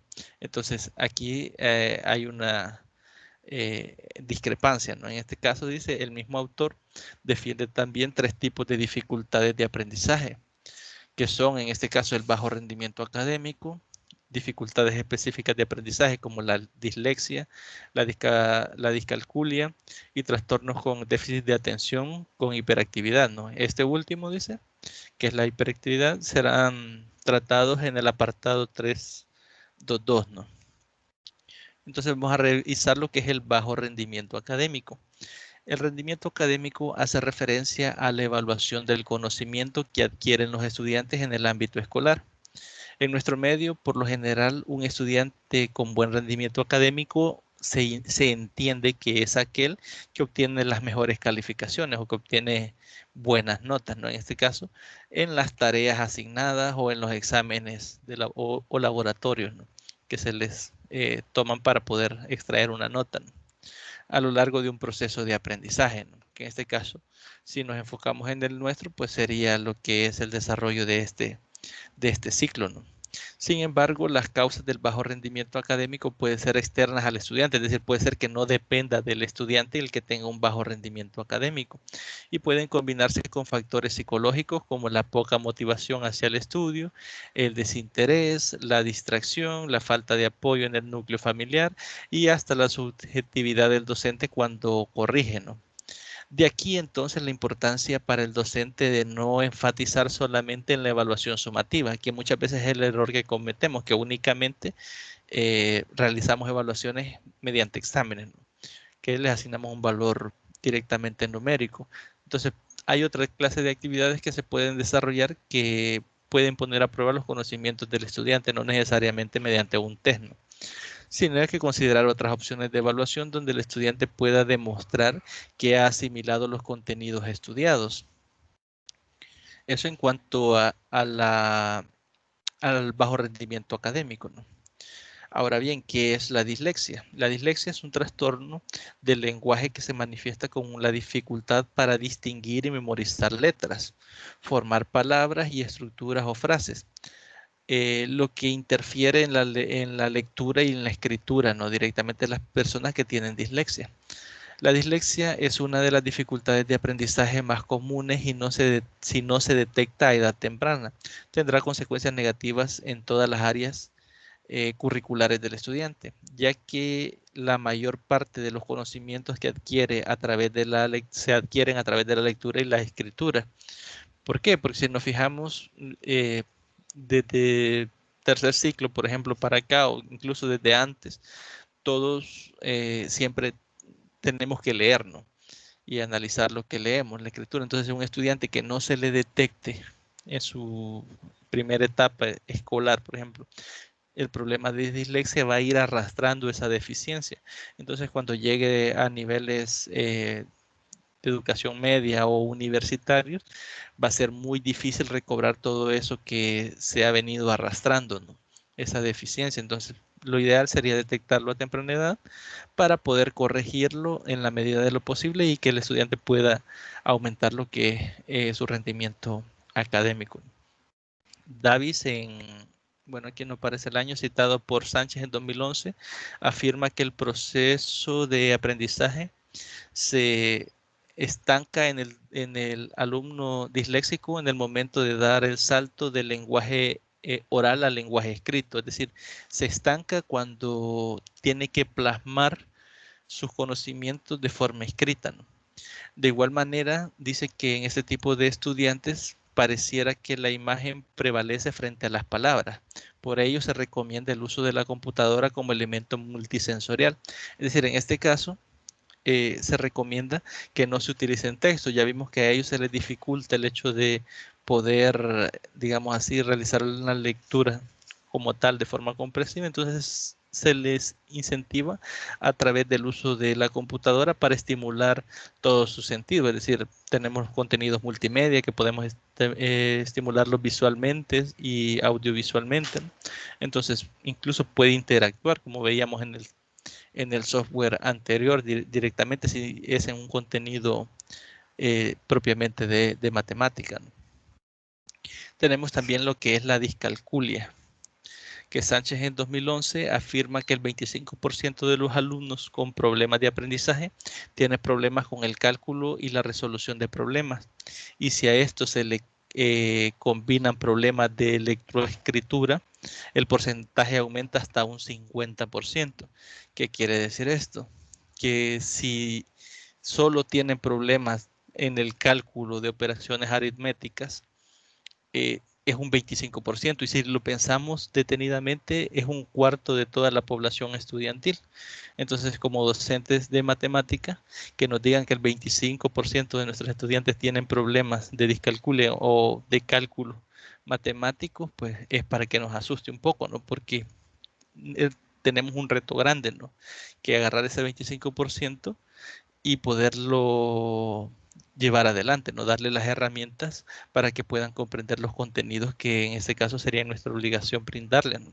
Entonces, ahora bien, si aparte de tener problemas de cálculo y resolución de problemas, que es el 25%, le agregamos que ese estudiante tenga problemas de lectoescritura, que es lectura y escritura, entonces se aumenta ese porcentaje al 50%. Entonces, si nos fijamos ahí, esa cifra es aún más alarmante, porque quiere decir que si de un grupo de 30 estudiantes, si hay problemas de lectoescritura y hay problemas también de cálculos aritméticos, se vuelve la mitad de nuestro grupo de estudiantes que tendrían esas dificultades, ¿no? Que es el 50%. Si usted tiene 30 estudiantes, 15 de esos estudiantes tendrían dificultades para aprender matemática. Y quizás visto con estos porcentajes así, explica un poco el hecho de que es raro en nuestro salón de clases que más de 4 o 5 estudiantes les guste de ya la asignatura, es decir, al nomás iniciar. Algunos sí motivándoles se interesan por la asignatura, pero hay algunos grupos reducidos que cuestan, ¿no? En este caso poder superar esas dificultades. También nos dice Gamboa en 2006, citado por Sánchez en 2008, que manifiesta que el síndrome de discalculia puede identificarse en una persona cuando se presenta un bajo rendimiento académico en matemáticas, bien porque quede por debajo del promedio del grupo de compañeros de clase al que pertenece según la edad, o bien porque sea inferior a su propio rendimiento en otras áreas. Muchas veces nos pasa que hay docentes que nos dicen, en mi asignatura fulano es de los mejores, va bien. Excelente estudiante, esto, esto, esto. Entonces, nosotros a veces lo comparamos y en nuestra asignatura, pues a veces van reprobando, a veces les cuesta demasiado. Entonces, ahí esos estudiantes, por ese fenómeno de que en otras asignaturas vayan excelente y que en nuestra asignatura vayan muy mal, nos da un indicador de que padece de lo que es discalculia, ¿no? Que las dificultades directamente para resolver cálculos o operaciones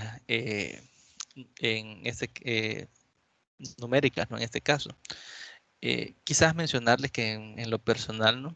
Solo una vez he notado, quizás, bueno, yo no lo conocía en realidad esta dificultad, ¿no? De la discalculia, pero sí noté que un estudiante hace un par de años tenía esa dificultad porque él se notaba que quería, es decir, era de esos estudiantes que preguntan mucho, es decir, cuando tienen la duda, preguntan, preguntan, preguntan. Entonces a veces habían operaciones muy sencillas y no las podía hacer mentalmente.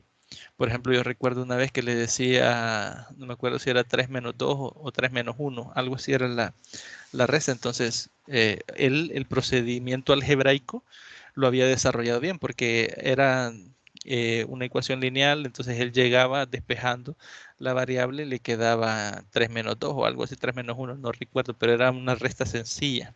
O sea, él, el procedimiento, digamos, analítico, lo desarrollaba bien, pero cuando llegaba a hacer el cálculo de la operación aritmética, yo le decía, explicándole, porque me decía que no entendía, yo le decía 3 menos 2, ¿cuánto es?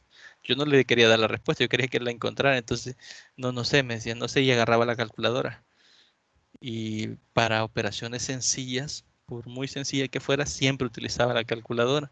Entonces yo creo que ahora conociendo esta información, yo creo que tal vez él tenía esa dificultad, porque también en otras asignaturas iba bastante bien y conmigo a veces salía mal por que se equivocaban, ¿no?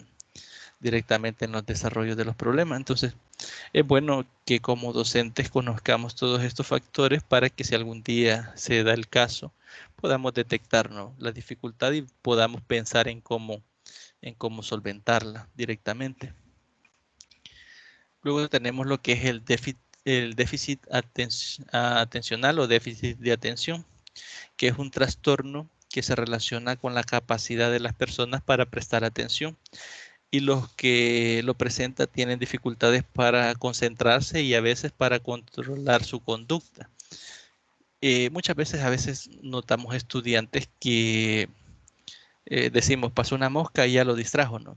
Como docente a veces se escucha esa frase, no es que fulanito es bueno, pero le cuesta poner atención. Y a veces puede ser que tenga déficit de atención, ¿no? Dice que Pozos en 1997, citado por Marín en 2011, señala que el déficit de atención consiste en una ruptura en la concentración del pensamiento o de la escucha que a la vez provoca una ruptura en la secuencia del mensaje recibido, por lo cual al individuo le quedan algunas lagunas en la información o recibe información incoherente. ¿Qué nos quiere decir esto? Que imaginémonos que usted, digamos, está poniendo atención en algo. Entonces usted está recibiendo esa información. Es como una línea de información, ¿no? Entonces, si usted se distrae por algo, X o Y razón, se distrae y luego vuelve a poner atención en ese algo, hubo un factor de tiempo que es en el que se distrajo, que perdió el hilo de la información.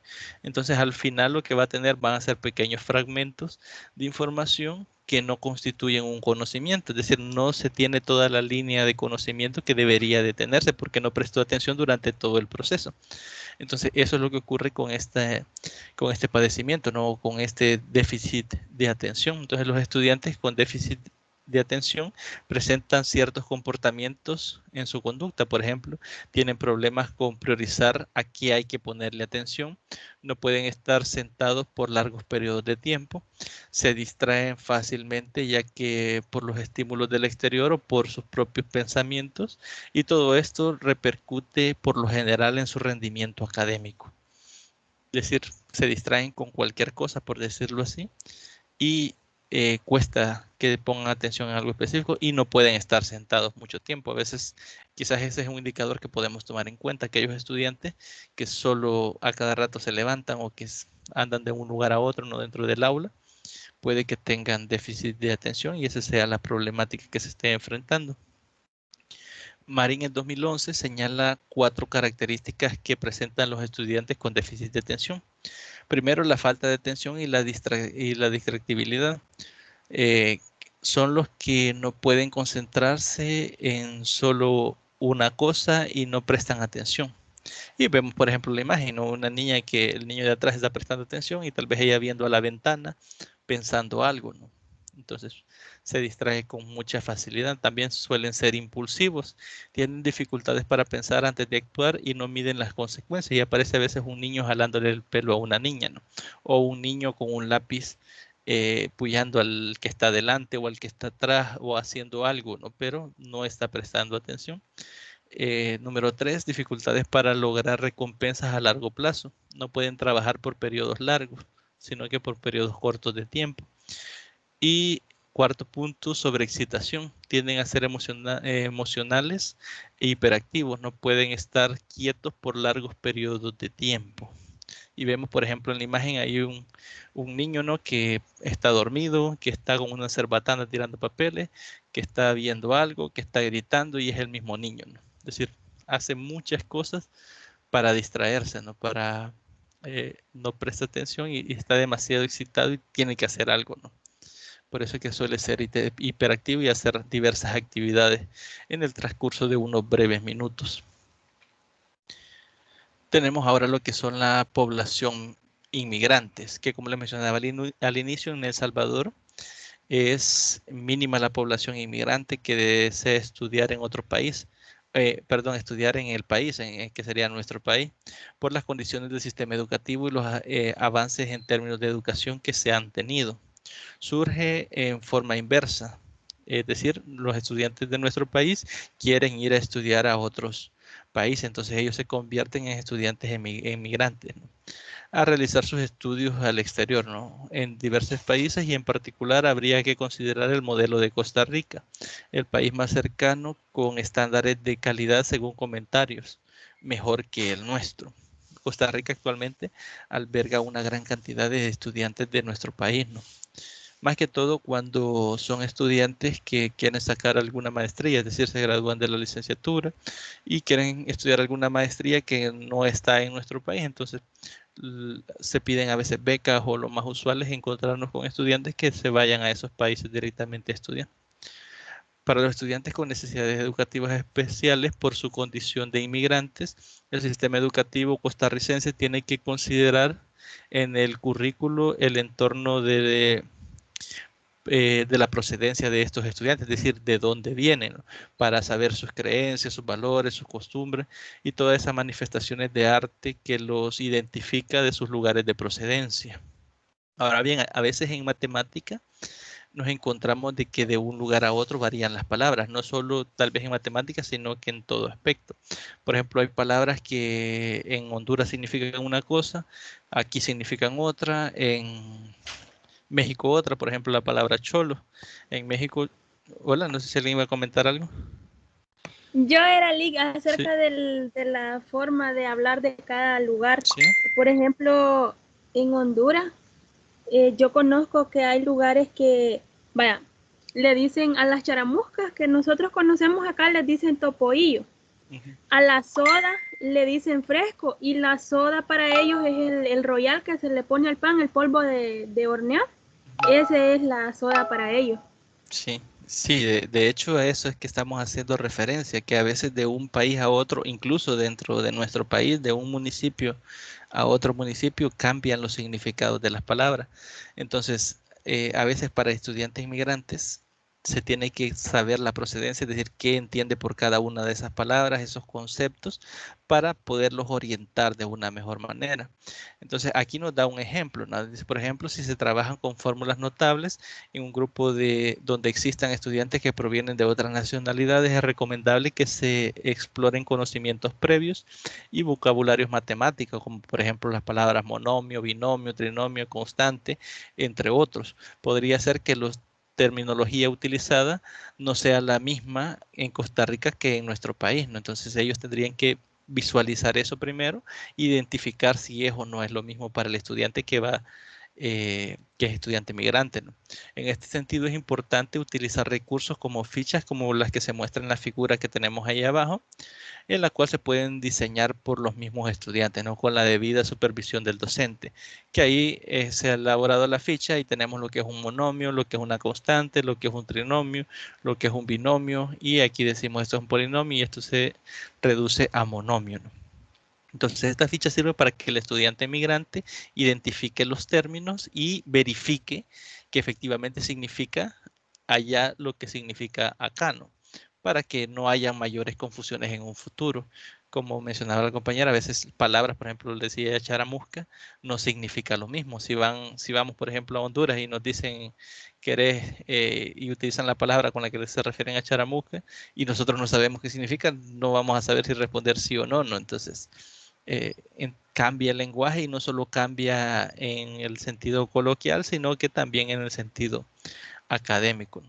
Además, dice, será importante propiciar aprendizajes colaborativos de manera que muchas de las interrogantes que se planteen los estudiantes provengan de la cultura, ¿no? Sean aclaradas por sus propios compañeros. Es decir, si hay alguna diferencia, por ejemplo, entre este término, digamos que allá se le dice de otra forma al monomio y el estudiante que llega de visita a estudiar ahí no comprende esa terminología, entonces tendría sus propios compañeros que aclararle a qué se está haciendo referencia, ¿no? Para solventar esa problemática directamente.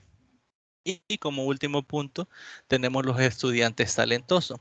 Niños talentosos y sobresalientes son los que, identificados por los profesionales calificados, manifiestan la virtud, habilidades extraordinarias y son capaces de un alto rendimiento académico, ¿no? ¿Qué quiere decir esto? Son estudiantes que aprenden con mucha facilidad. Ellos requieren programas educativos diferenciados o servicios más allá de los normalmente brindados por los programas regulares de trabajo escolar para realizar su contribución a sí mismo y a la sociedad. ¿Qué quiere decir esto?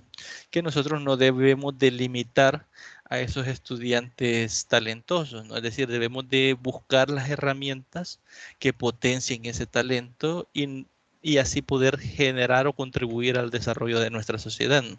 Con estos estudiantes.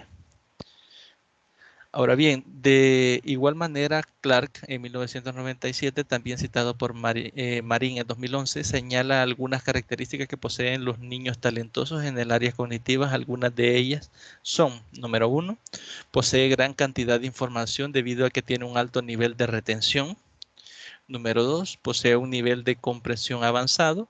Número 3, presenta un elevado nivel de desarrollo del lenguaje. Número 4, tiene síntesis comprensiva. Número 5, presenta un ritmo acelerado de los procesos de pensamiento. Número 6, posee habilidades para producir ideas y soluciones originales. Y número 7, presenta patrones diferenciales tempranos de pensamiento. Es decir, a veces piensan, digamos, no piensa de acuerdo a la época que vive, no está más avanzado, ¿no? A eso se refiere ese último punto. Y con eso estaríamos finalizando lo que es el material que estaba previsto para el día de ahora. Voy a dejarles de compartir pantalla y voy a dictarles lo que son las preguntas de la tutoría del día de ahora. Por favor, me dicen si tienen en qué anotar para comenzar a dictarles o si eh, necesitan tiempo para buscar algo, no sé. No, licenciado, ya. De mi caso ya Bien, estoy. bien, entonces ahorita se las voy a dictar, que por acá las tengo anotadas.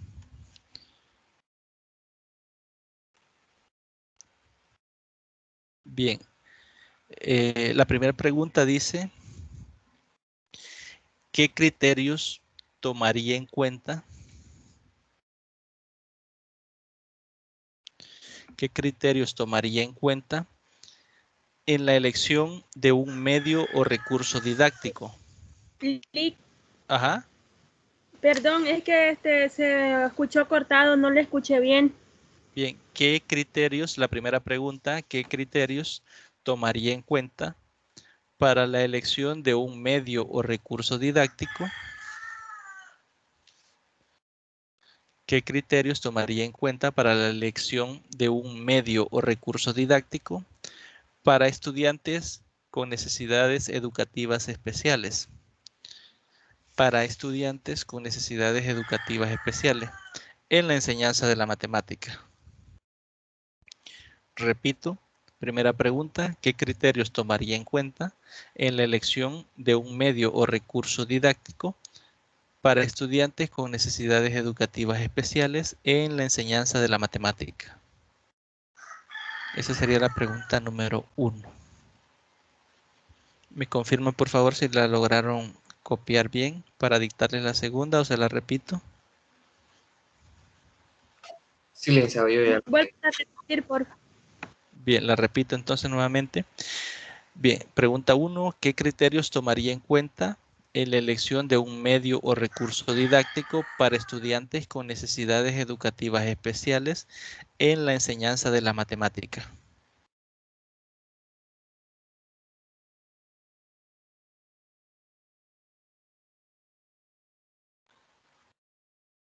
Repito última vez. ¿Qué criterios tomaría en cuenta en la elección de un medio o recurso didáctico para estudiantes con necesidades educativas especiales en la enseñanza de la matemática? ¿Me confirman por favor si lo lograron escribir?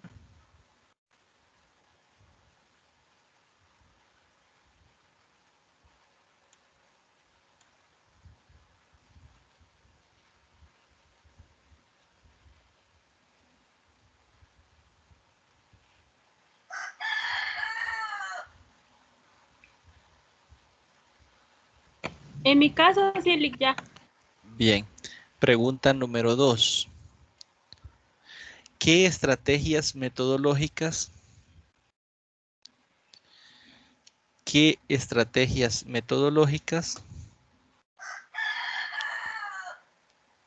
qué otros recursos, qué estrategias metodológicas y qué otros recursos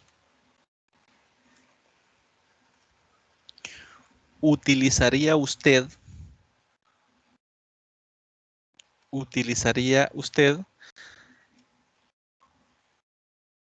para estudiar las propiedades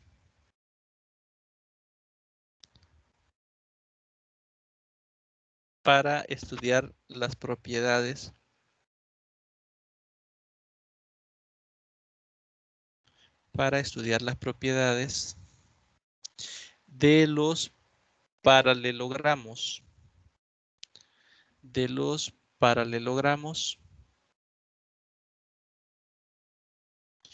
con un estudiante con discapacidad visual.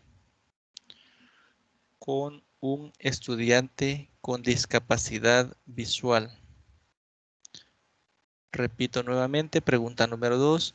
¿Qué estrategia metodológica y qué otros recursos utilizaría usted para estudiar las propiedades de los paralelogramos con un estudiante con discapacidad visual?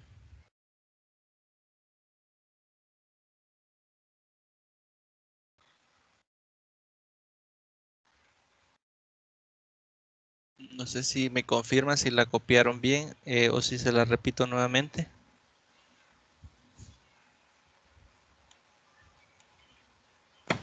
Yo ya la copié. Yo también. Perfecto. Perfecto. Bien, la última pregunta, pregunta número 3. Según su opinión, ¿qué es lo que debe hacer?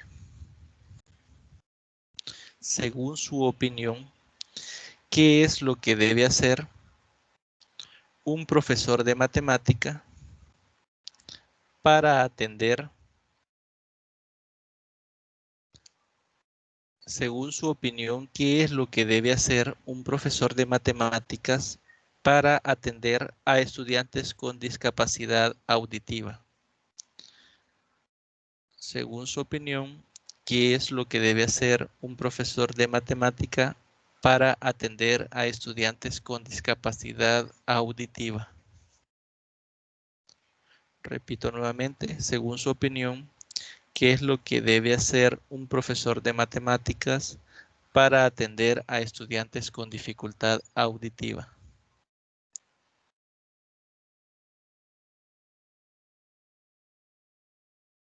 Me confirman, por favor, si no se la vuelvo a leer.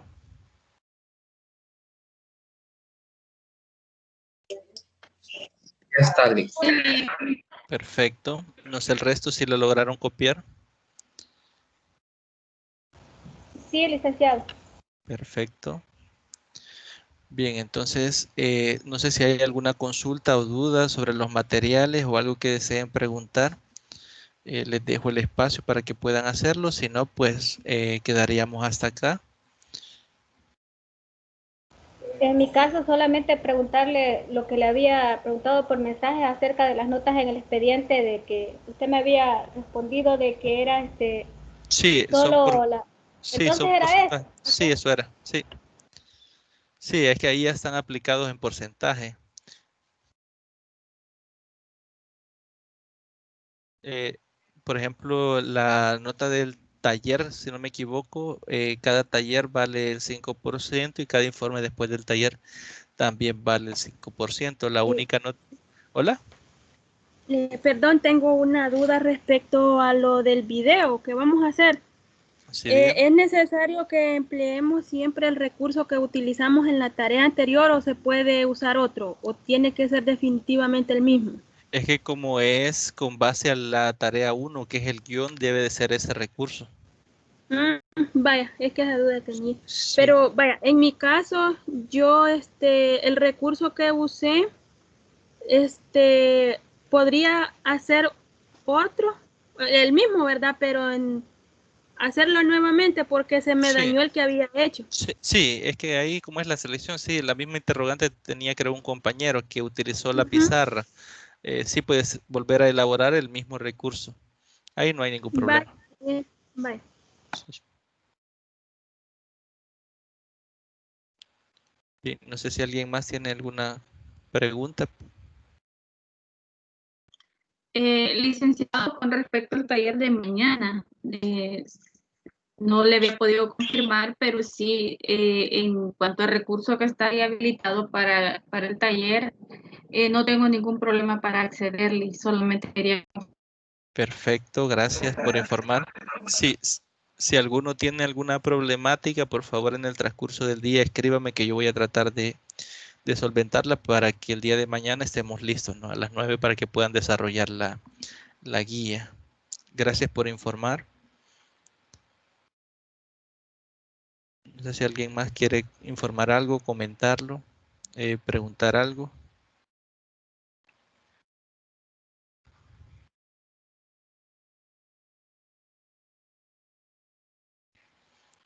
Bien, si no hay más dudas, entonces lo dejaríamos hasta acá. Les agradezco por la participación, por la puntualidad y pues nos vemos el día de mañana. Voy a detener la grabación acá.